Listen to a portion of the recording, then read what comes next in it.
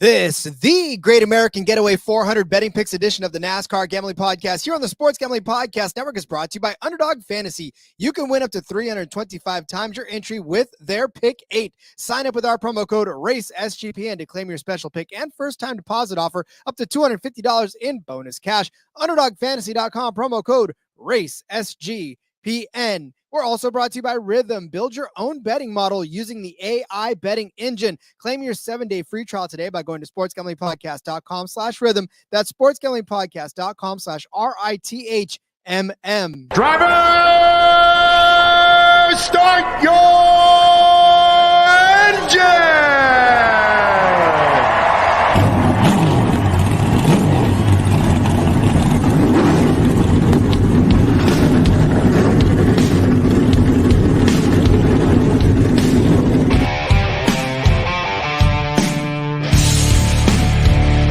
Strap in and pull those belts up tight as the Sports Gambling Podcast Network presents the NASCAR Gambling Podcast. I'll wreck my mom to win a championship. I'll wreck your mom to win a championship. With all the news and the best bets for your NASCAR weekend. It refrains me from not beating the out of you right now because you asked me stupid questions. But since I'm on probation, I suppose that's improper to say as well. If you could talk about racing things, we could talk about racing things. Now, here are your hosts, Rod Villagomez and Cody Zeeb.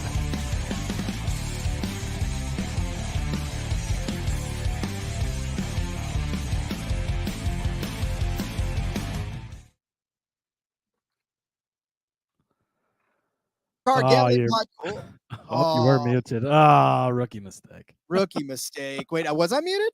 Or well, for half a second you were, and then it's long enough for me to start to say something, and then it unmuted. But welcome in. Now that I'm unmuted to another episode of the NASCAR Gambling Podcast here on the Sports Gambling Podcast Network. He's Cody Zeeb. I'm Rod Villagomez, and we move from the rain-soaked streets of Chicago to the Pocono Mountains to take on a three-sided track of doom. It is, of course, the Pocono Raceway. Lots of stuff to talk about already today. I'm just glad to see that the news caught up with everything around going on.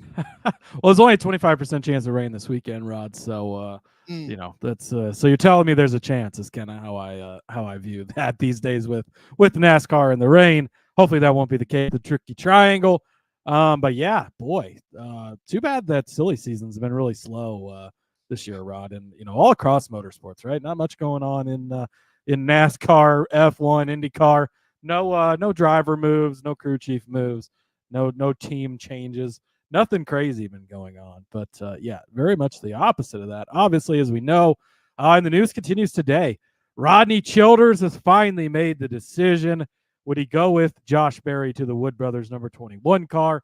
Would Joe Gibbs be smart enough to hire him for the 19 car for there? HMS and Gibbs should be throwing money at him. So instead, Rod, he is going to hook up with the 2025 NASCAR Cup Series champion, Corey LaJoie. Okay, maybe I got a little bit too excited there. I don't think he's going to win the championship, but very surprising move that I don't think anybody saw coming. Rodney Childers is going to Spire. You got to give it to Spire. They're fucking spending money, and you have to think that they threw Childers the bag here because assuming that you've got options, Spire probably not the top place you're picking, right? So very interesting there. But Childers, he made a comment here, and it was, what makes a difference is the people. Spire continues to invest in the people within the team, seek out good people, and add depth to an already strong group. Corey's a veteran of the sport. I think we'll have a tremendous opportunity. I think the couple of things here, are they going to suddenly start winning races and competing for the championship? No, I don't think so. But I think that Spire's taken a step forward, right? It's been a rough season for Corey LaJoie. He spins out 45 times a race, and it's rough, but he still doesn't have horrible finishes despite that. We talked about that a couple of weeks ago when we were taking his under on one of the placement prop bets, whatever the fuck I'm trying to say. So I don't know. And we've seen Carson Hocevar come in and do really good. Is that show for the equipment of, hey, this is how much it's improved? Is that an indictment on Corey of, hey, he's had this equipment, hasn't done anything in it? we're going to see, right? This is going to be the test. If Corey LaJoie can't start competing for top 10s, top 15s on a weekly basis with Roddy Childers as the crew chief, maybe it's time to move into the TV booth or something. I don't know. But this definitely will be the true test of what can we get. Spire continues to invest. They bought the third charter, of course. Now they're going to bring in their own driver next year and a veteran of Michael McDowell. They're going to have a strong lineup over there with Corey LaJoie, Michael McDowell, two veterans that have been around a long time, been doing it a long time, and having Carson Hocevar, the young gun who's tearing it up, right? When he's not tearing it up under caution, he's tearing it up on the track during the race. So it'll be interesting. I think it's a good move for Spire. Very, very good move for them, because really out of this whole deal, Childers might be the most sought after guy, drivers and all included, from SHR closing. So very interesting there. Ryan Sparks, who is the current crew chief of the 7, will transition to Spire's competition director at the end of the season, which I think he kind of already sort of is, but he's still like wearing multiple hats. Him and Corey LaJoie were like, employee A and employee B when Spire started up. So as they continue to grow, as they continue to move on, Sparks moving up into that role, and Childers will step into the crew chief role. So it'll be interesting. Did not have that on my bingo card, much like many other things that have happened this year. But as a LaJoie fan myself, I'll be excited to see what they can get done with it. Yeah, I mean, big domino falling in this one. This is, and I think really, Andrew says it best. I know Boji Joe. Hey, Boji Joe, we see you popping off in there. But if Andrew's talking about if LaJoie doesn't do better with Childers, then he never will. And I think that's a valid thing. But yeah, I completely agree. I think that this is the time, right? This is your time to shine. You gotta start getting top 10s. We've seen hosts of ours capable of getting a non-super speedway top 10.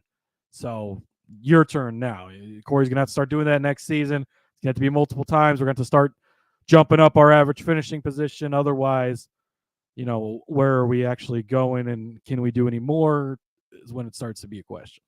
Indeed. I know where you're going if you listen to Moon Off the Machine. And Chris, they're getting you ready for the NFL season with the Propcast. They got episode dedicated to season-long props and the awards market as well. Plus, go check out CJ Sullivan and his road to $10 million on Bottom Line Bombs. You can get there anywhere you get your favorite podcast, or, of course, as always, on the SGPN app. Yeah, so I mean, that's one of the big dominoes that has fallen. Tons of other stuff going on, too. Boji saying, speaking of bingo, I only bet one driver at Ohio before the race start. So Scott Dixon, and I think he was out on lap 2, maybe. Something like that. Yeah, it didn't go well. By the way, Boji Joe popping off in the comments over on the X. Same tire package as Vegas, Texas, Nashville, and Kansas. So he's doing the early research for us. Thank you. Also saying Corey LaJoie has the best hair in NASCAR, and he wonders where Spire's headquartered. They are in the old Alan Quickie shop, actually. So it's somewhere in that North Carolina area. I don't know which city specifically, but somewhere over there. Oh, yeah. Scott Dixon didn't even make the green flag. So there you go. That's I knew he had problems extremely early. I guess it was earlier than I even thought. Yeah, well, I mean, this is why we just don't talk about either one of those anymore at all. All right, what else is going on? I know there's a couple of more things. Yeah, so the other main piece of news is Front Row has a driver announcement they're going to make at 1 Eastern time on Wednesday. They're going to live stream it on their YouTube channel. This one's been a little bit more tight-lipped, I guess. There's not a Jordan Bianchi reporting hey, this is the guy they're going to announce. But like Bob Pockris says, Noah Gragson said last week he expected to have an announcement coming soon on his 2025 Cup ride. He would expect that this is it. So you're going to have Todd Gilliland, and you're going to have Noah Gragson. Have they filled the other Front Row car? I don't think so. Yeah, I don't think they have, because there's been a lot of rumors and stuff. But Michael McDowell obviously is leaving to go to Spire, so you would assume maybe Gragson slides into the 34 car. Then they've already acquired the third charter from SHR. 3 of the 4 SHR guys will now be spoken for after this. So that's going to open up questions as to who gets that other Front Row ride, which I think, I guess at this point, who is that going to be is kind of the question.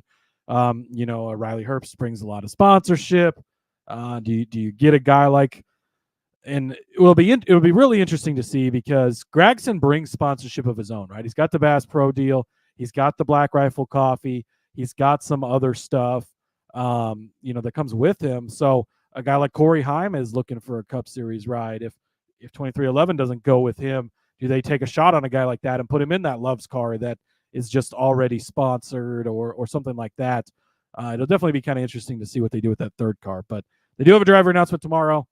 It's not been officially reported by anyone, but if Bob Pockris is speculating that's Noah Gragson, I feel pretty confident that it is Noah Gragson. So, that'll be made official on Wednesday. But another piece of the dominoes, but, specifically the Stewart-Haas dominoes falling into place with the Childers news here and with the Gragson news here.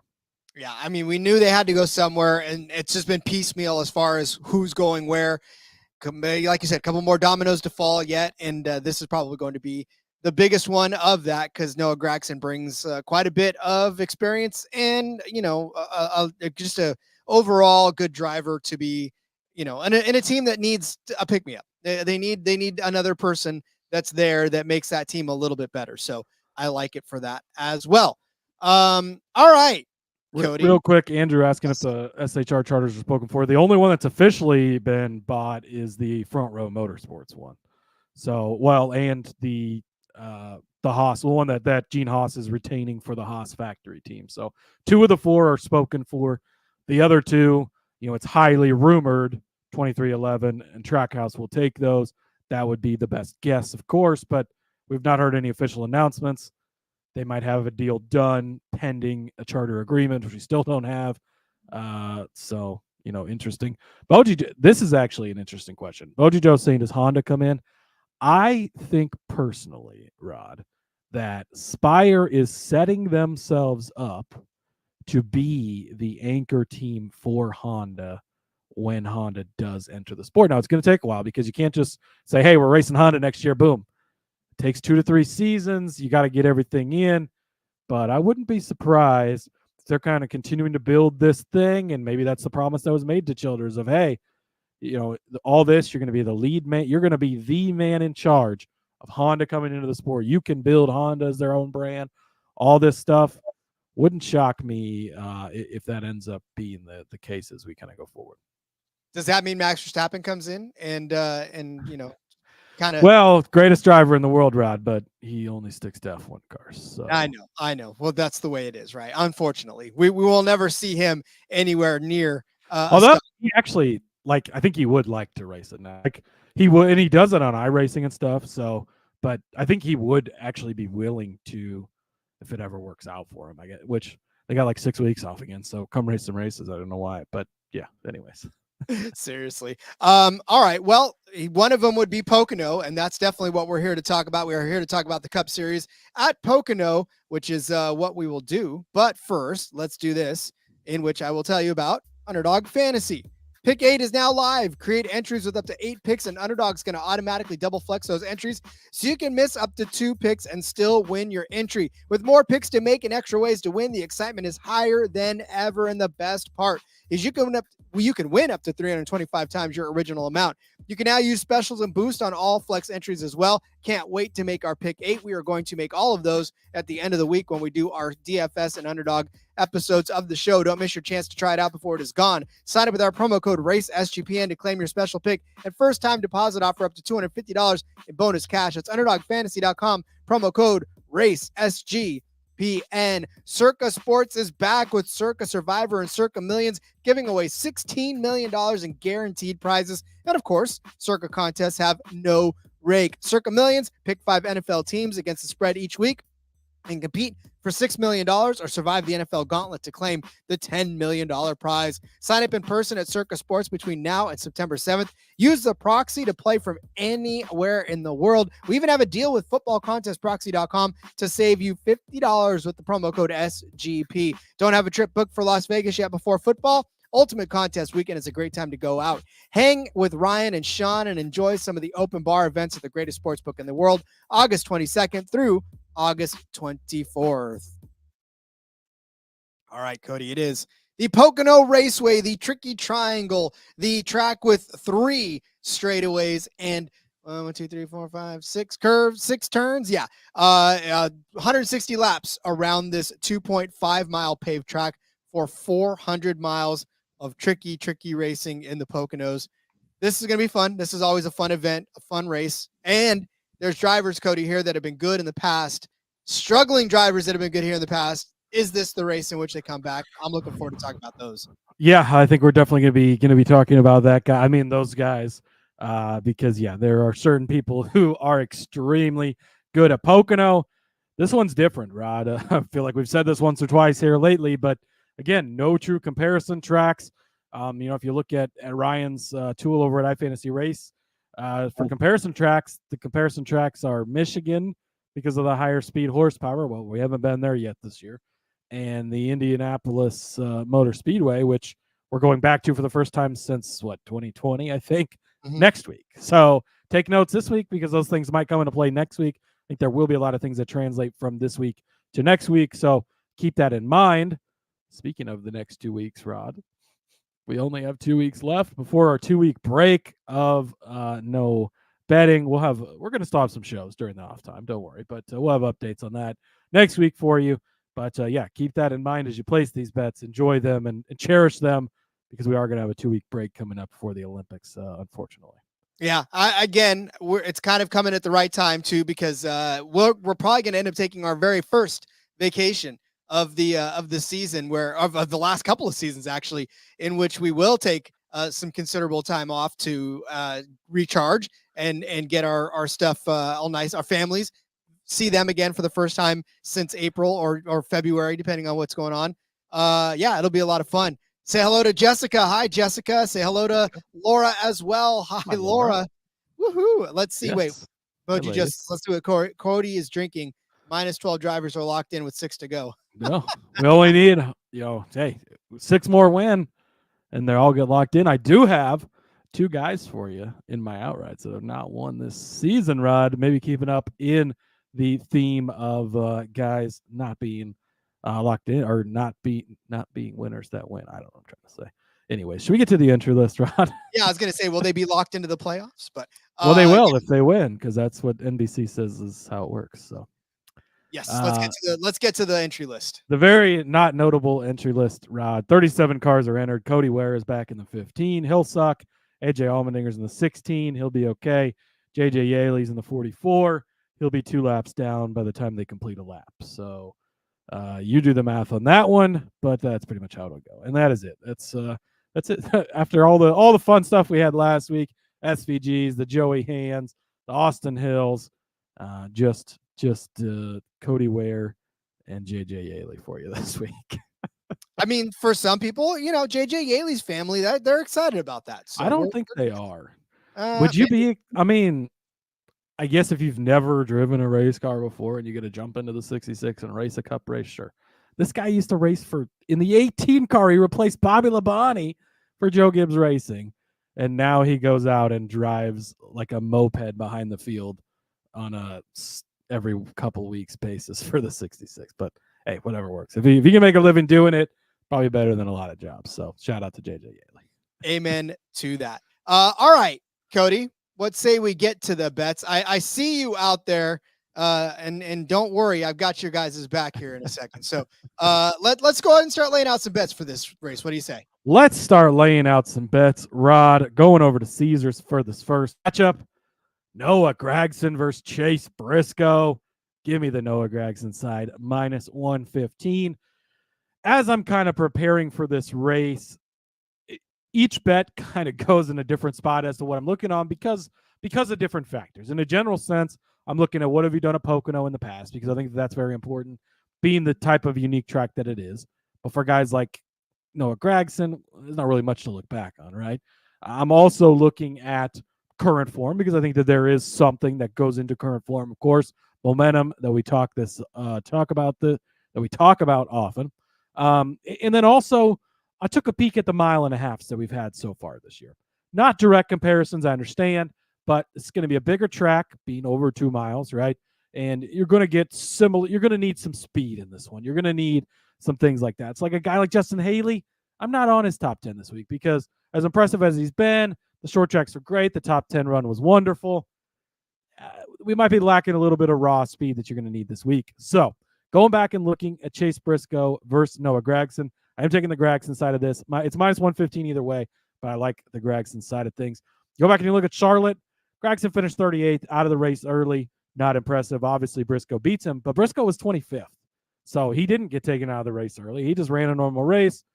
A shortened race, I get it, but 25th, not a good finish for him there. Go back to Kansas. 9th place for Noah Gragson. Nice solid top 10 finish. Note that. We'll come back to that later. 21st for Chase Briscoe. Texas, 18th place, rather, for Noah Gragson. Now, this was a 6th place finish for Briscoe. Slight asterisk. There was some craziness at the end of that thing, right? We go into overtime. And Briscoe ends up with a 6th, so he just gets the clean win on this one with a small asterisk. Las Vegas, 6th place for Noah Gragson. 21st for Chase Briscoe. So overall, seems like Gragson has been better. Chase Briscoe's finishes here last season, 29th, not impressive. 15th the season before that when SHR should have been SHR, right? And 15th, okay. 21st, 24th, not been great runs for him here. Noah Gragson on the other side of things, 24th and 22nd, also not great, but the 24th was in a Colleague car where he was one of the rotating drivers. And the 22nd was a Legacy Motor Club, which I don't know if you've seen them, but they're not very good. So decent runs for him there. So I think he's going to continue to improve on that. Going to be coming off this momentous week, announcing that he's going to stay in the Ford camp. Well, he's going to keep getting the Ford information that we know Chase Briscoe ain't getting because he pissed off Ford himself, right? And he's going to stay in the Ford camp, going to front row. It's going to be a great opportunity. All this stuff, he's going to continue to progress on that. So give me Noah Gragson over Chase Briscoe. Yeah, I like it. And I do too, honestly, because Gragson is going to be, I think he's steadily getting better. The last couple of times for him, the last couple of seasons, having to switch over from Legacy, having to jump into that 10 now that's going to be defunct, like it's tough. So maybe he does just sort of kind of get back on that trajectory, knowing after this announcement that's going to come and we'll all be high on it. So maybe that'll do well for him. So I like this as well. And again, for Briscoe, I mean, he's going to be good. He's going to be good in places, but JJ Yaley, former F1 champ. Yes, I did forget to mention, thank you, JDK. JJ Yaley, the 2009 F1 champ, according to Fox, by the way. Don't Google that because you might find a different answer, but Fox will tell you 2009 F1 champ. Love it. All right. This is where I make my amends with all of you in the Ty Gibbs camp. I am going to give you this offering in which I hope you just say, thank you, Rod. We forgive you. And if you don't, I don't care. But I'm still going to take this anyways. I do believe there's merit in this. I think that they all like how it worked out last week, Rod. So maybe you should just flip this pick and keep going against Ty. Okay. So for the good of the Gibbs, for the good of the groups, the good of the Gibbs fans. Boy, I'm having a hard time talking today. Which is perfect for a podcaster. You got to love it. No, okay, fine. Tyrone Gibbs is in a matchup on Superbook. Matt, it's contagious. You've got me stumbling on my words now. Ty Gibbs matched up with Chase Elliott, plus 110 over on Superbook. Give me Ty Gibbs over Chase Elliott. This one's a tough one. I get it. But if you think about it this way, all right, Ty Gibbs has had 2 starts on this track. The first one was a learning thing. That was in the 45 car. Remember, he was filling in for that Tyler Reddick was at that point. Didn't Kurt get hurt in practice at Pocono? Yes, and Ty had to fill into this was his first race with no ever. It was like, hey, Kurt can't race. You got to jump in the car. So there was zero preparation because this was the weekend, unfortunately, RIP to Kurt Busch, that Ty got into the car. Yep, that was it. That was the one. So he started 10th and finished 16th in that race. The next year when it was completely his ride in the 54, a 5th place finish. He even led 4 laps in that. But really what's more telling in this is when you look back at these races, Joe Gibbs has had, they had all 4 of their cars in and around the top 5 or 6, right? So this is probably going to end up being like another Joe Gibbs type of thing earlier or this time around. And Ty Gibbs is a part of that mix. When you look back at Ty's season, the whole reason that I didn't take him in Pocono is because the season's been pretty tragic for the most part, right? An average finish of 14.1 for a guy that we tout that you guys tout as like a top 3 car each and every week, right? It just hasn't been that way. Now, granted, he was a top 3 car last week. That was on the Chicago street. I understand. But like Cody said, the momentum can probably carry him into another good finish. 6th place at Charlotte. second at Darlington, third at the Austin Road Course, third at Phoenix, fifth at Vegas, 10th in Atlanta, but that's a high speed time. 11th at Gateway. So he's on the cusp. He's there. He's getting to the point where in certain races he can be good. I still don't think overall it's like a fantastic situation for him. But here's what Rod's trying to win back their fandom by saying things like, I'm not totally sold on him, but I'm not still. But look, here's the thing. In this matchup, plus 110, I think there's a lot of weight to it, because if you look at what Chase Elliott's done on this particular track, and I know, look at this is what was it? Boji Joe saying, yikes, over the 9.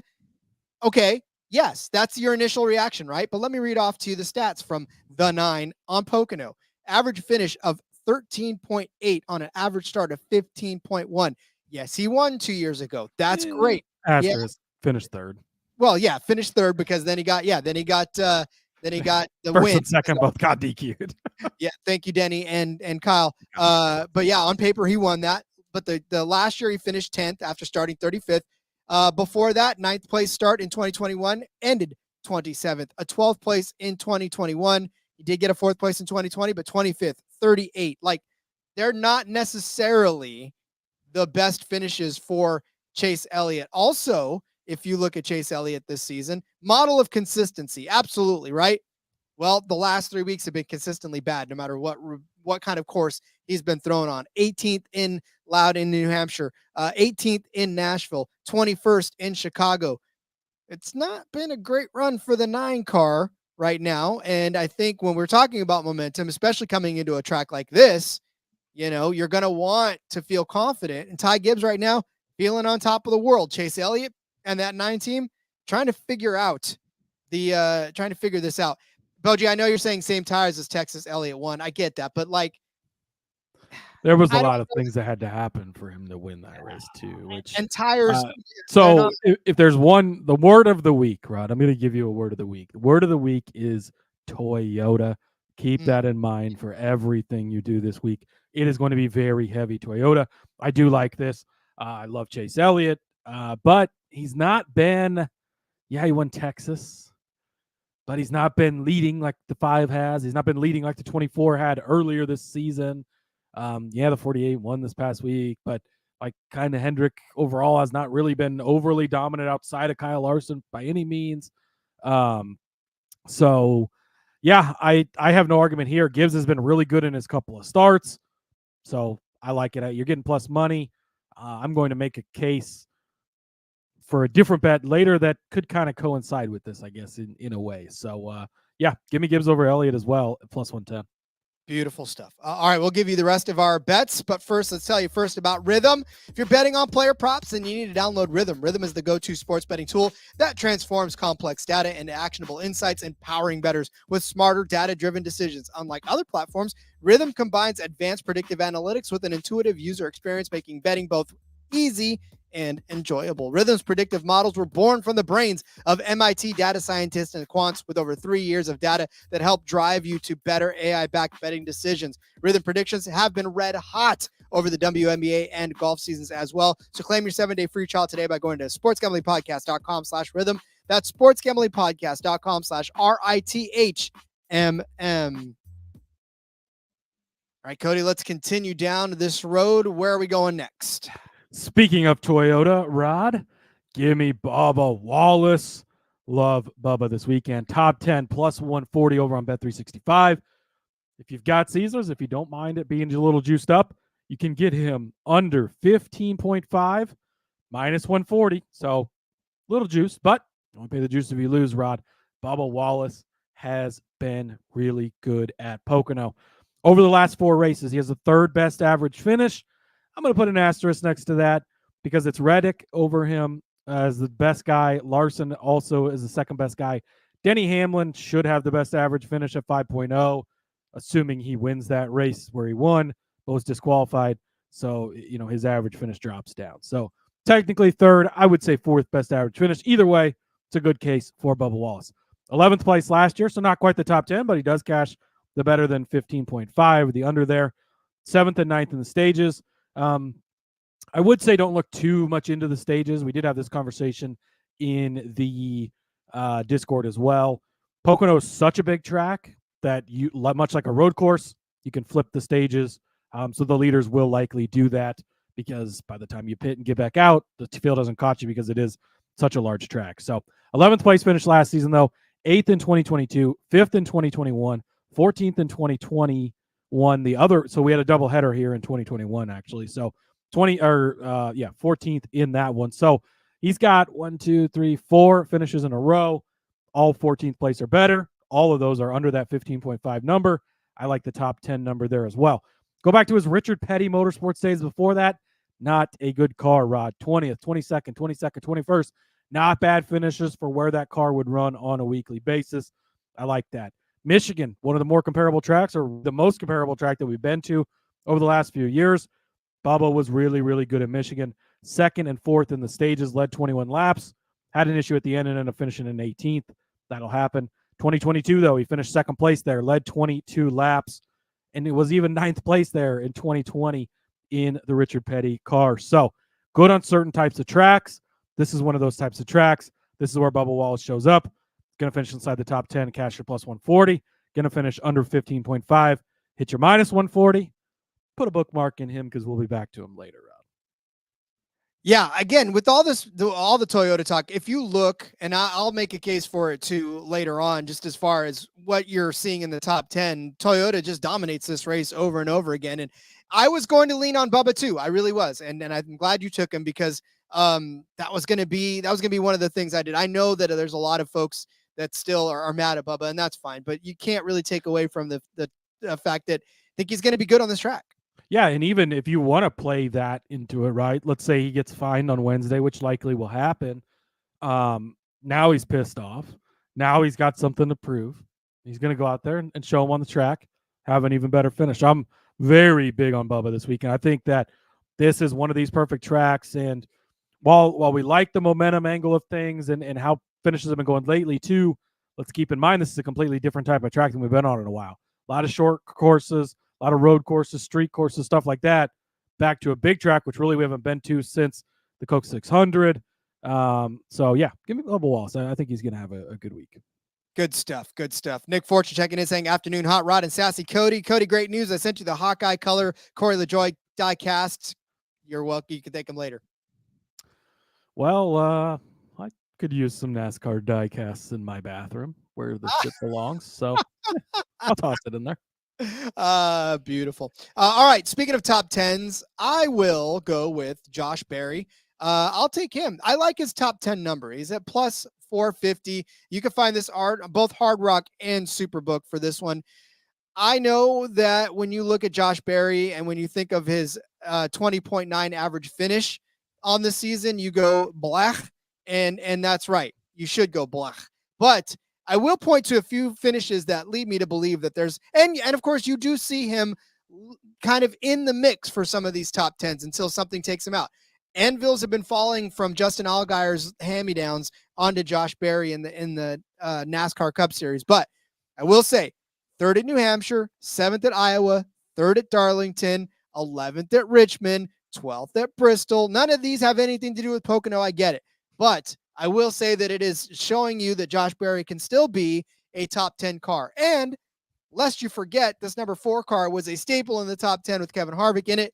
That needs to be 100% accounted for. And I think now that this will be the last few races that number 4 car is going to run, now's the time to get it back into the top 10. Josh Berry, like we said, has been floating around the top 15, sometimes pokes his head in the top 10. Like, he's in the conversation a lot of weeks. Unfortunately, that conversation ends with a Ludwig piano falling from the sky, dropping down on him, and I get that. Where I'm also encouraged for Josh Berry, though, is you look at his Xfinity results from this.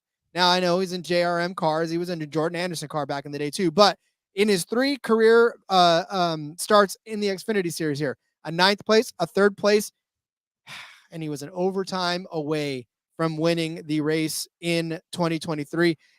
That overtime start, he got punted by Ryan Sieg, and then that was it. Austin Hill ended up winning that race. But, I mean, he started on the pole, led 51 laps, had the very real possibility of actually winning this race. So for me, like I said, this is one of those, I like the number.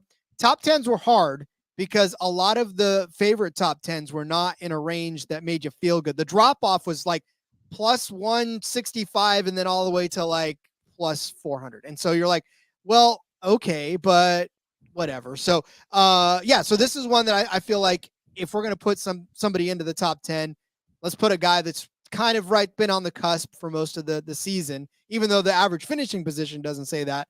On his first attempt on this track, I'm hoping that he navigates the wide, vast expanses of Pocono well enough, like he remembers from his Xfinity days, to put it together to the Cup car. He will be in the Xfinity race, by the way. He's going to be racing in that 15 car this weekend, so he'll have the extra track time on that. Man, if there is a Josh Berry bandwagon, I might be the last person to get on it, Rod. Nothing ever makes me feel good about betting on Josh Berry, and I don't know why that is. Little Joker checking in. I'm late, but I'm here. You're going to want to back up. Rod actually said some good things about your boy. Laura wants to know if I've ever sold used cars. I have been in sales for about 12 years, Laura, so I think that does help me. I used to sell Busch Light, so if you could sell literal piss in a can to people and get them to buy it, you have to be good at selling. And there goes our sponsorship from Busch Light. Well, yeah, I think that would be. I guess we did have Coors Light at one point. I just never commented on it because, whatever. Gotta love it. All right, which car are you selling us now, Cody?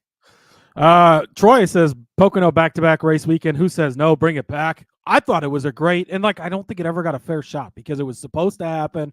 Then we had COVID. Then it was like, well, we kind of been having these back-to-backs anyways. Let's toss it in there.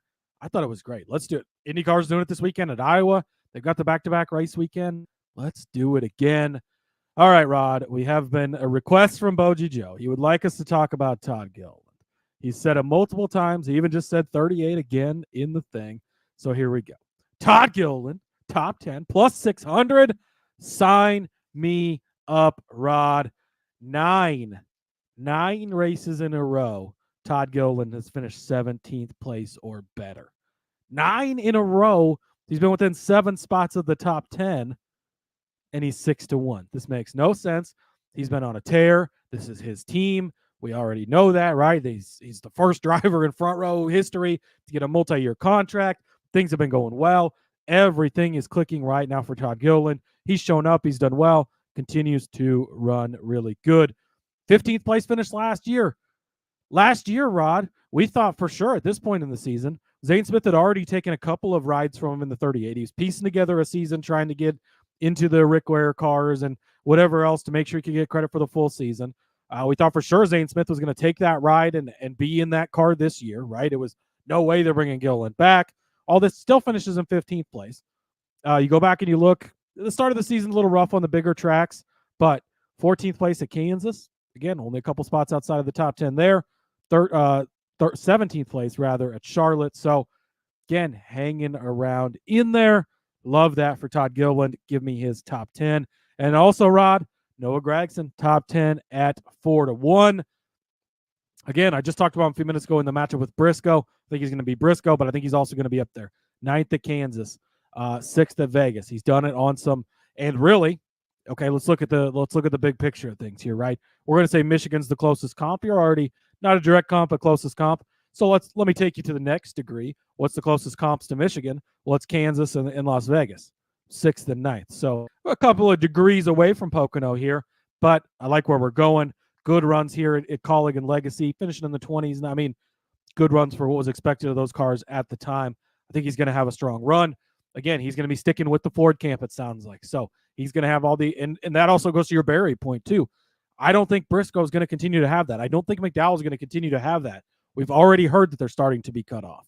So I think that's going to help other Ford guys who are sticking, even though they're leaving SHR, obviously, they're still going to get all the info in Gragson and Barry. So Gragson top 10, 4-1, Gilliland top 10, 6-1. I love it because it's like when they go to log on to the conference calls, they give them the wrong link. They give them the link to like 2 years ago. They're like, well, I don't know what's going on. Why am I not getting information? It's because you're cut off, buddy. You're getting the wrong link to the meeting today. Look, Boji Joe, you know the deal. Like if Todd, Chase, and Barry are top 10, who do we fade? I don't know. I mean, it's a matter of that's a lot of chalk when you look at the top Well, 10. Chase who though? Because I don't think Chase Briscoe's going to be top 10. If that's what Chase is not. I don't know if you thought I said that, or if you talk about Chase Elliott, because maybe. of the Gibbs thing. I mean, if I'm leaving one of those guys out, it's Josh Berry, but that could be my Josh Berry hate. Somebody was asking, Lil Joker was saying Hocevar. He's at 7-1, so he's definitely worth looking at. I think this could be a track where Spire hurts a little bit more, being the speed track, the bigger track. So I stayed away from him, but I can only give out so many top 10s, despite how many I might want to give out. And Troy checking in as well. Gilly gang, let's fucking go. So yeah, I like it. I'll say this, Boji Joe, and then I'll say this about the top 10. If we're going to leave some folks out, I would leave a majority of Hendrick out of it, because I know that I'm going to make a case for Larson. Don't give out all my bets, Rod. Jeez. But Byron and Bowman, I think, are the two that I would probably leave out of this top 10. If you just look at some, I know Bowman won a couple of years ago. I get that. But if you look at the rest of the record. Don't remind me of Kyle Larson, of me counting my money for Kyle Larson winning that race, going into the final. There's only 3 corners. He didn't even have to get to the 4th turn, and just drives right into the wall. And Alex Bowman won and broke everyone's heart. Yes, indeed. All right. Speaking of breaking hearts and breaking backs, Eric Jones. I was looking for ways to get in on this top 10 market that would make you money, because these other top 10, when you're dealing with even money, when you're dealing with, all it takes is a bad crash and you're done. At least with Eric Jones, top 10 plus 450 over on Bet365, you can kind of feel okay with it. You're not going to feel okay because you're going to look at his average finish and go, you're joking, right? 22.3 is his average finish. He hasn't had a finish better than, he's only had one finish better than 30 or 29th in the last 3 races. He's finished 32nd in Iowa, 13th at New Hampshire, 34th at Nashville, 29th at Chicago. But here's the thing about it. The last 2 seasons, and yeah, I know that Legacy Motor Club is not the Chevy team that he was running with last year, right? It's Toyota now. It just feels like it's been a whole lot different. But we know Eric Jones is a capable driver, so capable, in fact, that in 3 of his last 5 races on this track in general, he's posted a top 10 finish, a 3rd place in 2020, and 2 9th place finishes in a row for Eric Jones. And what's more impressive about this, right? This is a gigantic track. We've already laid out the fact that this is 2.5 miles. It's tricky. It's got 3 corners. There's 3 long straightaways in this. That's a lot of opportunities to get really hammered if you're in the back, right? And to mess up and to slip up and to do all this stuff. In the last 2 races, Eric Jones has started in both 34th and 24th position and drove his way into a top 10. That says to me, and if you look around too, the rest of his season was not spectacular either. Yeah, he had more top 10s last year than he did going into this one. He's only got 1 top 10 finish this year. So again, statistically speaking, this plus 350, 450 for him is definitely well priced. But again, no matter how piss poor his season has been going in and around it, he's still managed to get himself into the top 10 in a lot of these races. So for me, I'm looking at this thinking, this is a guy that can drive around this track, right? And in Legacy Motor Club equipment 2 years ago, that wasn't much better really than it was this year either. So I know I did a little pinky. So again, if he can pilot those cars around, and he got the 20 car into the top 10 overall, 8 top 10s and 12 starts. Granted, he was driving the 20 car for most of it, but he did get the 77 car into the top 10 in his first 2 starts on this track. 3rd place and 8th place finishes very first times around this track. He even led 20 laps in his very first race around this track. So for Eric Jones, this is something about this track. He likes it. He knows how to drive around it. I'm not expecting him to get a top 5. I'm not expecting him to get in the top 3. All I'm asking him to do is to find his way into the top 10, which is, like I said, something he's done in 3 out of the last 5 races that he's been on this track. So, Eric Jones, top 10 plus 450. I have 2 questions. Did he break his back recently? Yes. Oh, I'm sorry. Did you want? Yeah. Okay. We'll go one question at a time. Sure. Did he break his back recently? The floor is yours, Rob. Sure. Yeah, he broke his back. Yeah. Sure. Yeah. No, he did. Yes. Okay. Yeah. No. Yeah. Is this Darlington? No, it's not. Okay. So I'm out. Call me when we get to Darlington, Southern 500. I'll be betting on Eric Jones that weekend. Not this weekend, Rod. It's too early. That's all I have. Really, I don't have anything else. But if Eric Jones is going to finish in the top 10, it will help this next bet. So I will take it for that part of it, Rod.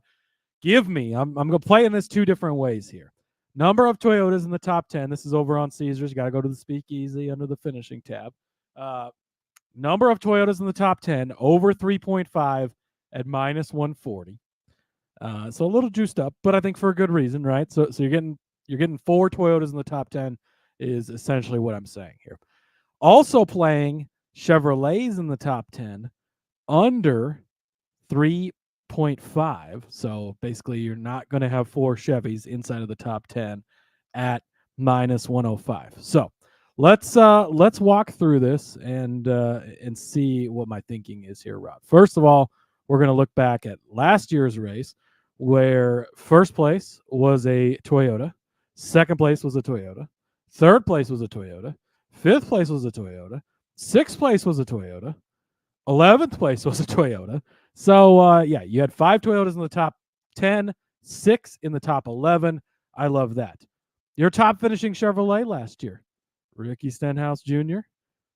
in 7th place, Eric Jones in 8th, because they were Chevy at the time, Chase Elliott in 10th place. So you only had 3.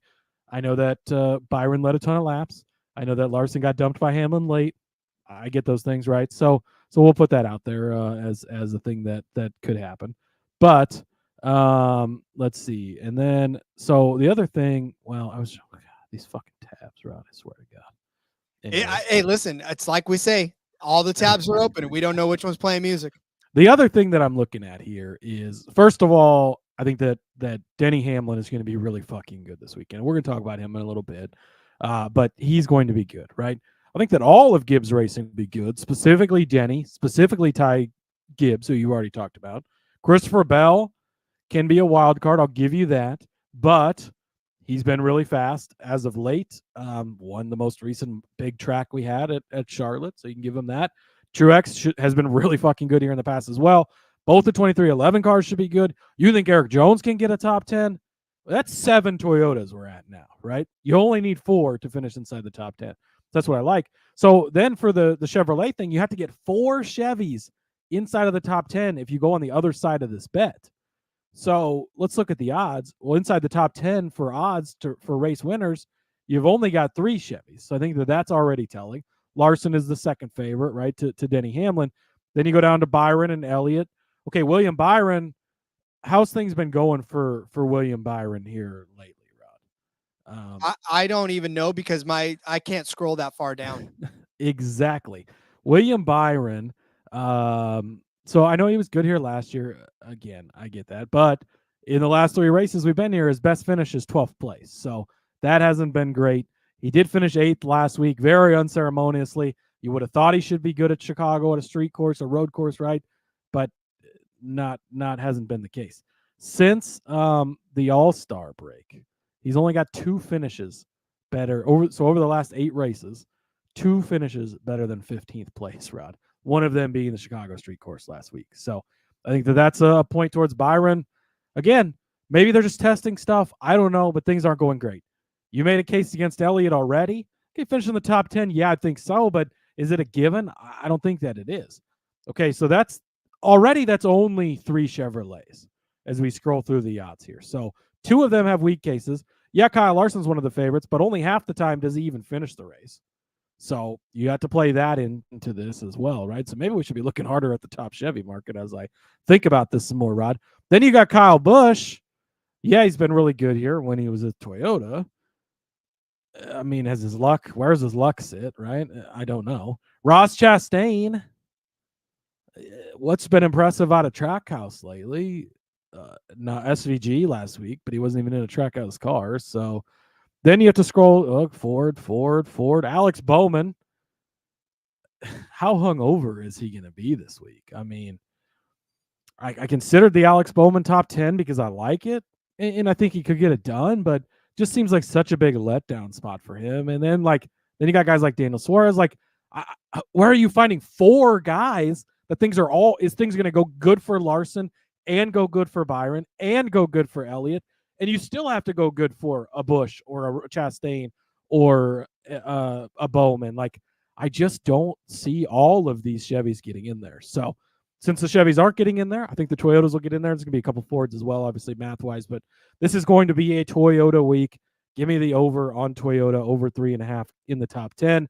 And then I don't think you can actually parlay these, but you're kind of playing, they're coinciding bets, right? Chevy under 3.5. If you're getting 4 Toyotas in there, I don't think you're getting 4 Chevys in there. Under 3.5 at -105. Yeah, and so I can give you one of those Chevys, and I think the only Chevy that I can really make a huge case for in that top 10, and pair him up with Denny. Look, I know JDK says he has a feeling that Denny doesn't finish this week, and I understand that because, listen, it's not been a very fun couple of weeks for Denny Hamlin. I think, boy, when you looked at the end of that Chicago street race, he basically wanted to drive it like a Rocket League car and just start hitting everybody all over the place. But if there is one track in which Denny Hamlin can do great things, that, of course, is Pocono. Why? Well, because you got to go all the way back. Well, okay, we all know what happened, right? He wins the race a couple of seasons ago, gets disqualified, and can't, doesn't get the win. So he ends up finishing 35th, but he did qualify on the pole. He won the very first 2 races that he was ever on this track from the pole. Last year, he won from the 8th place. He had a 4th place in 2021. He won in 2020, finished 2nd in 2020, won in 2019, 6th place in 2019, 10th place in 2018. He's led laps in every single Pocono race going all the way back to 2018. And even then, he didn't lead in 2018 in the sprint because he crashed out after only a few laps, but led laps in the next couple before that as well.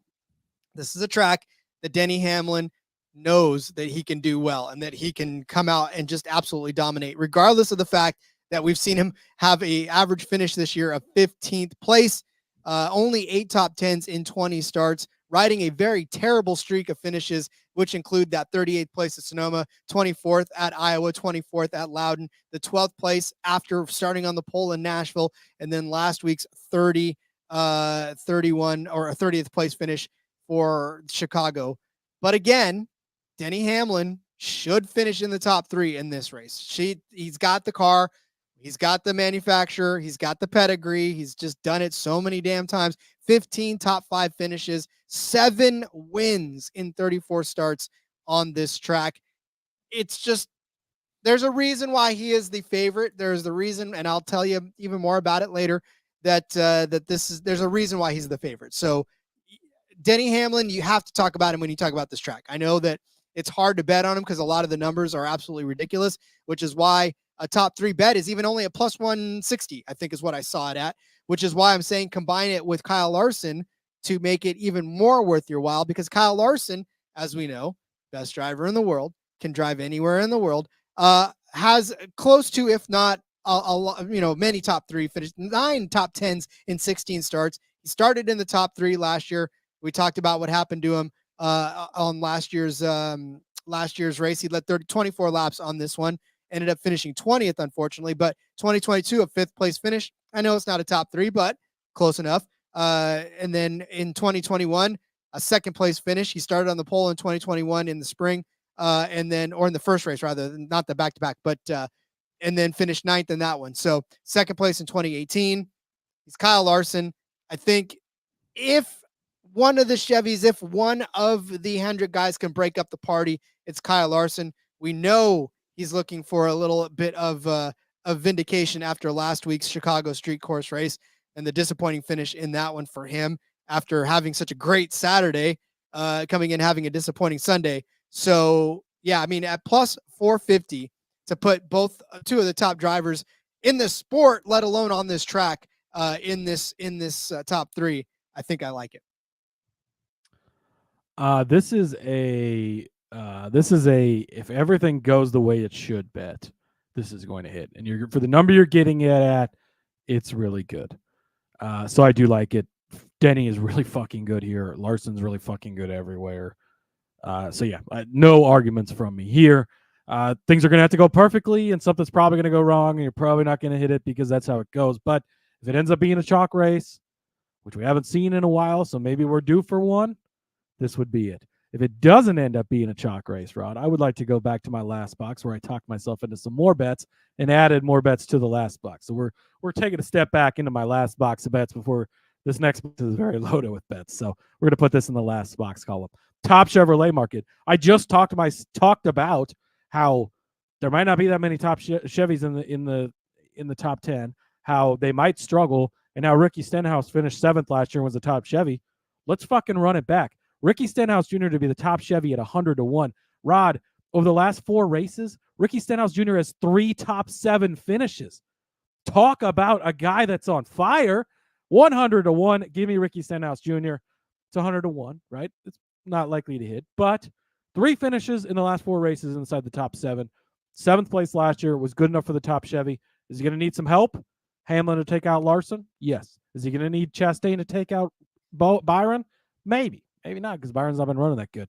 Is Kyle Busch going to need his bad luck to show up? Probably. But these things can happen. And also give me Austin Dillon 100-1, a 10th and a 13th in 2 of the last 3 races here.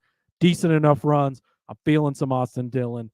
So just added these bets here. But at 100-1 for both of these, with the potential that Chevy doesn't do well, Larson should show up and be just as much in this race as anyone else. Should be co-favorites with Denny Hamlin like he is. It should be those 2 guys battling this out. But he only finishes, half the races, right? So if that doesn't happen, then we know how this can go. So, yeah, give me those 2 guys at top Chevys at 100-1. Just little sprinkles, but I think that they're worth a couple of bucks being thrown on them. And, hey, you're having a pretty good day if that happens. All right, now on to my actual next bet, Rod. Break out the car lift. It's Tyler Reddick season. I know our girl Laura Reddick going to be hungry after last weekend. Rod, 2 weeks ago, he finished in 3rd place. He was pissed off about it. Last week, he finished in 2nd place. He was pissed off about it. This week, he finishes in 1st place and all on his way to winning.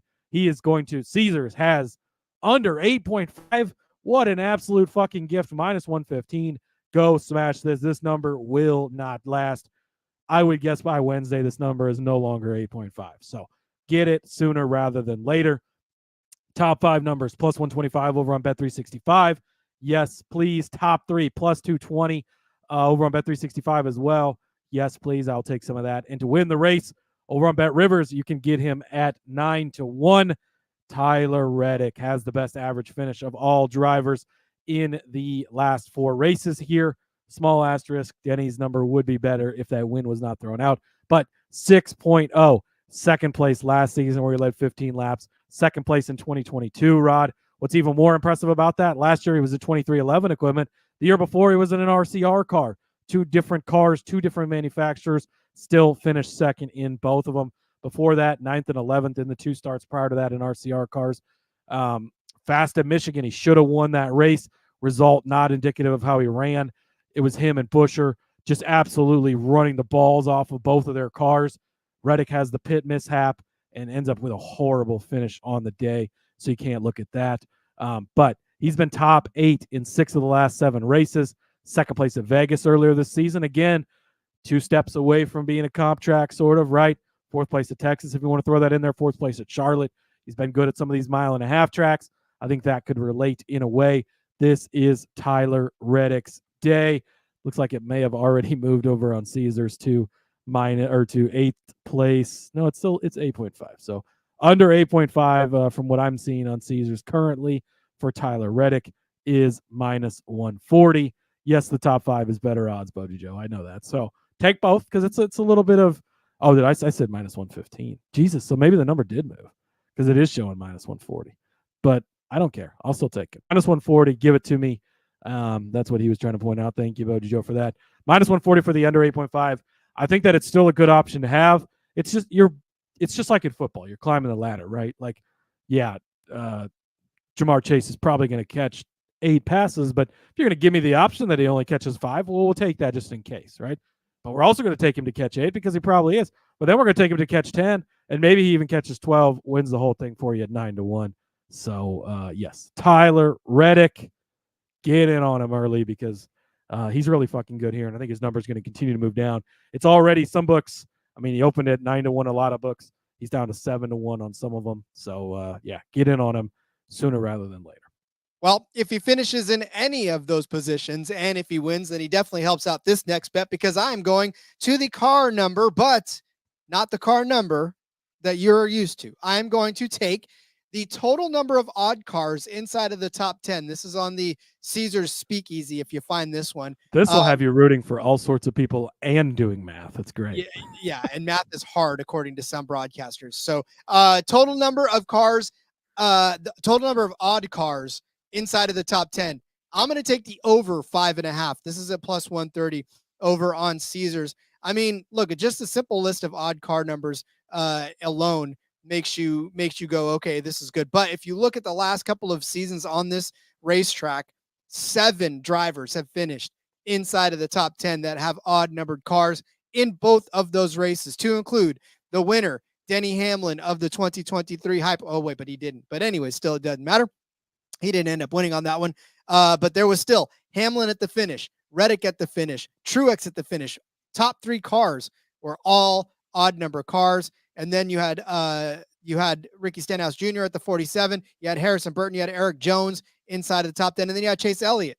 7 cars inside of the top 10 in that one. And then you had Chase Elliott in the other one, or in the 2022 race. You had Daniel Suarez, you had Kyle Larson, you had Martin Truex Jr., you had Bubba Wallace, you had Eric Jones, and you had Austin Dillon all inside of the top 10. And yeah, I mean, look at Boji Joe just laying out. Larson, Elliott, Chastain, Buescher, Hamlin, Reddick, Bubba, Truex. I mean, we haven't even talked about Truex. This is supposed to be, what did they give him a nice little tribute on this track as well? And we haven't really talked about the 19. He could find his way inside of the top 10 as well. And you look at some of the cars that we've already given you inside of the top 10. You got Bubba already that we talked about. We got Eric Jones. We got, and then Gilliland and Gragson are in the even number of cars. But still, this is a very real possibility. And especially if you're getting this at plus money. I know we usually take the numbers that are between certain ones or over under on something, this one. But I like this total odd number of cars because it doesn't have to be a specific driver getting inside of the top 10. It just needs to be the driver number getting inside of there. And like I said, the odd numbers have some pretty heavy hitters inside of it. So when you talk about the guys that are the Chastains and the Kyle Larsons and even the Chase Elliott's, the Hamlins, you've got, like you said, Buescher, Truex, Burton, there's all kinds of good ones in there. So we get Burton as well. See, little Joker, we're on the same ones. I was looking at there, and I wasn't even looking at the chat, but yeah, you get Burton as well. I mean, you got some heavy hitters in there that are all in that odd numbered territory. So I like this. Give me over 5.5 odd number cars inside the top 10 for plus 130 on Caesars. I like it. The more different ways we can bet on this stuff, the better. So keep it coming. If you keep betting on things like this, they're going to keep giving us other options. Maybe don't the no side of things for if guys will win, because those are the dumbest bets they've put out there. But hey, for every good bet we get, I guess we get a couple of dumb ones too. I love it. All right. Well, then let's get to some winners, shall we, Cody? Let's get to some winners. Rod, I already gave out Tyler Reddick at 9-1, obviously. So I do like that. Also, I highly endorse the top guy you're giving out because I probably would have ended up with him on my card if you didn't get him. But my long shots to cover Tyler Reddick to cover Tyler Reddick winning if he doesn't win this race. Jesus, that's what I'm trying to say. Chris Buescher, 30-1. The statistics do not necessarily back me up on this one, Rod. I will throw that out there. Not been great at this track. He did get his first win here, 2016 in the 34 car for Front Row Motorsports, a fog-shortened race, and it was Chris Buescher's day. Outside of that, his results here have not been great. So keep that in mind. But at 30-1, if you go back to the Kansas race, that's where this kind of all started for me. You saw Ford suddenly break out, and here they come with some speed on the bigger tracks that we hadn't seen before. And it was big speed from Chris Buescher, extremely fast, ends up losing that race, right, by the closest finish in NASCAR Cup Series history. Great run by Buescher that day. Kansas, again, 1 degree away from being a comp track to Michigan, which is a comp track to here. I'll take that. That's worth it. I don't really have a ton of other stats to back up Buescher. This is more of a gut play. I think that he's in a position. I think that if we're going to gamble, he could be a guy that gambles to get in on this. Pocono's a place where we've seen over the years fuel mileage and stuff Now with the stages, things might be different, but look at all the chaos and craziness we've had here lately, where fuel's come into play, where things have come into play. I think Chris Buescher could be looking for some stuff. Yeah, he's inside the playoffs right now, but with all these people locking themselves in, you got to count a Daytona winner probably, right? Maybe it comes from somebody that's already in, but if it comes from somebody that's outside, you want to be more comfortable. Get that win, lock yourself in. I think it could be Buescher at 30-1. Bubba Wallace, 33-1 over on Bet Rivers. They've got a much better number than a lot of other places. Give me Bubba Wallace. I talked about him earlier. Third best average finish. Fourth if you take away the penalty from the Hamlin thing, right? Like I said earlier. But he's been really good here. This is the type of track where he could pop up, have himself a good win. So, yeah, give me Bubba Wallace at 33-1. I kind of already talked about him earlier, but I think that it's going to be a Toyota heavy week. I think it's going to be a 23 heavy, 11 heavy week. I'm all about these guys. 33-1 is just too big of a number when he and his teammate are two of the three best average finishes over the last four races at this track. And the guy who should be the best number, if again, without the one being taken away, owns their car. So I think they know what they're doing here. So yeah, give me Reddick 9-1, Buescher 30-1, Bubba 33-1. Yeah, again, it's this is just to kind of pick your poison after the guy that I'm about to give out, because this is probably going to be the guy. Denny Hamlin loves middle fingers. He really does. He loves throwing them out there. He loves pissing you off. He loves doing things that make you highly uncomfortable on a week-to-week basis. And what's more uncomfortable than winning races on a track that you're really good at? That's Denny Hamlin. 7 wins on this track. He's at plus 450. He's the favorite, but still plus 450 makes you go, that's not really all that bad. Like, that's actually a pretty good number for a guy that should probably be plus 350 at this point to win. So if you're getting another 100 points on top of this, Superbook's got this at plus 450 now. And I just double checked to make sure that it hasn't moved, and it hasn't. So yeah, it's Denny Hamlin. I mean, there's just kind of no way to get around it. He's going to be able to pop up and win at certain points. He's still pretty pissed off though from the last few weeks. Like I said, it hasn't been a great run for him lately. So, but again, if there's a track that kind of gets him back on the right track, this is the track. This is the course that gets him back on the right foot. So Denny Hamlin plus 450. I'm not going to beat this one up because he's a favorite, and everybody else is going to be talking about him this week. But I felt like we would be doing a disservice if we didn't say it's probably what's going to happen. So it's almost like a Max Verstappen. So fucking good here. Yeah, I think you have to. And I've been working on my article that's going to come out for sportsgamblingpodcast.com this week. I think that I'm going to have the Denny Hamlin outright in there, since I wasn't able to give it out here since you did. I'm going to find my way to get in on it over there because he's just too good at Pocono to pass up. I know it's plus 450. I know we don't always love that, but sometimes you don't overthink it. I think this is one of those spots. Yep, most certainly will. Because again, it's going to be a Joe Gibbs car. I think it's going to end up winning this race. It's going to be a Joe Gibbs car. If you look back at last year, like we said, Joe Gibbs car in first, 23-11 in second, Joe Gibbs in third, Joe Gibbs in fifth, Joe Gibbs in sixth. It definitely was a eye opener on that one because, if you look at the 2022, Joe Gibbs in fourth, Joe Gibbs in seventh, 23-11 in eighth. And Joe Gibbs first and second before they were penalized. Exactly. Yeah, exactly. So that tells you exactly everything you need to know about what's going on. So in that vein, give me Tyrone Gibbs to get his first win of the season, riding high off of Chicago. He's 15-1 over on Hard Rock. I double-checked that number to make sure. He's 14-1 in other places, but Ty Gibbs, 15-1 on Hard Rock. We talked about him earlier in the show. I feel like this could be a Ty Gibbs week, and I don't plant my flag with Ty Gibbs in his sophomore slump year, but I liked what I saw out of Chicago. I like that this is an opportunity for him to be in some 17-1 on FanDuel, by the way. Go back and tape over that. 17-1. 17-1 on FanDuel. Thank you, Little Joker. I need to remember to check FanDuel more often. This is why the chat's great, because they are shopping for us as we go, which we greatly appreciate. So keep it up. And of course, Little Joker would know that because that's his guy. That is his guy. But yeah, Ty Gibbs, it's a Ty Gibbs week. It's a Joe Gibbs week. And what better way to celebrate Joe Gibbs week than by having the grandson get his first ever win on this track? Word of the week, Rod. Toyota 3 of our 4. Wait a minute. Yeah. Jesus Christ. I don't even know what I'm trying to say. How many outrights did we give? We gave out 5 outrights. Oh, five. We gave out 5 outrights. 3 of them were Toyotas. That's what I was trying to say. Math is hard, but yes. Math is hard. Word of the week, Toyota. Keep that in mind. Indeed. All right. Well, keep that in mind as you get out your pen and paper as we go over our bets for this. Deep breath. The Great American Getaway 400 presented by visitpa.com.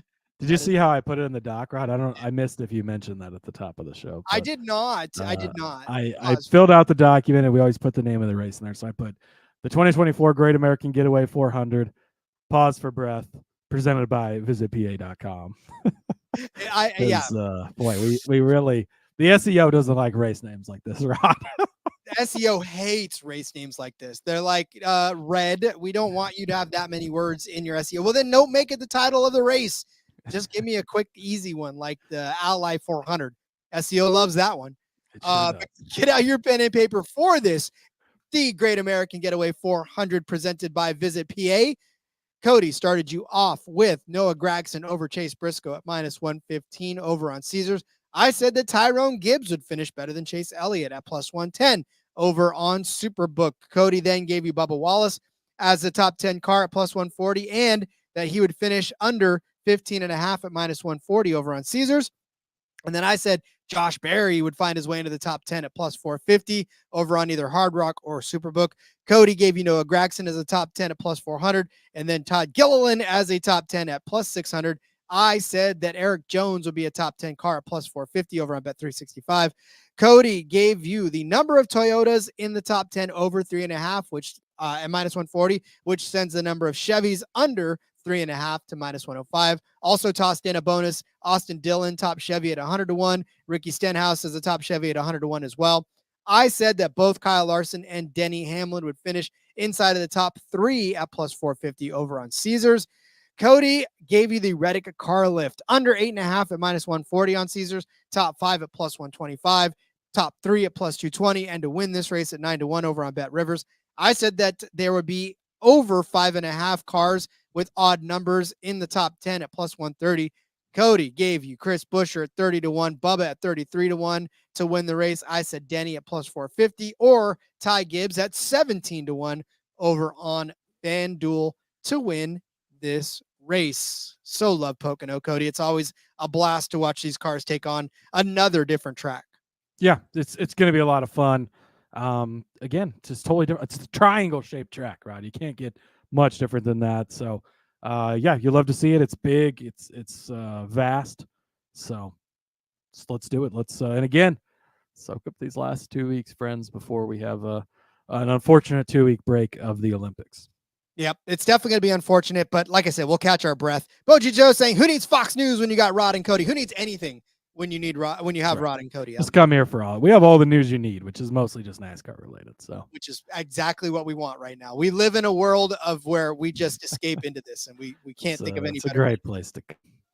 It is. It's like sticking my fingers in my ear and saying la la la la la. I love doing it. So, Laura saying, "Thanks so much, guys." Boji Joe, thank you. Yeah, you know what? Thank you, guys. We appreciate you. We love you guys. That's yes, all we that do. So, all right, Cody. Well, then, as we let everybody go away for the day, let everyone know where they can find you outside of here. Yeah, follow me over on the X at @Husker_Zeeb. You can find all my stuff over there. Got more stuff out for Sports Gambling Podcast this week or coming out. A betting article that I mentioned. I got a head-to-head over there that I liked that I didn't give out today. There was a lot of stuff I liked this week. So I'm tucking a few things into the article as well. So I didn't have to give them all out over here. So make sure you check that out. Also have PLL. It's the All-Star week for them for lacrosse. So we'll have picks out for that. AFL stuff. I got another player feature coming out this week. More playoff stuff coming up. So that's great. Check it all out. Follow the show as well at NASCAR Gambling. And trucks are back this week. Let's fucking go. So we got Xfinity and truck picks the next couple of days. Let's go. Let's go indeed. Find me on Twitter at RJ Villagomez. Link in the bio, everything I got going on, whether it's here. Check out the Arena Football League podcast. Playoffs are in full swing. I just sat down today with the Billings Outlaws head coach, Cedric Walker, who reminded me that I put his team as a tier 3 team. Boy, they really took your words to heart. Rod was billboard material for the Billings Outlaws. I was locker room. They've been really giving it to you on social media. So I like it. Which is fine, because guess what? They were the first seed. So I always said too, I love being wrong. I don't care.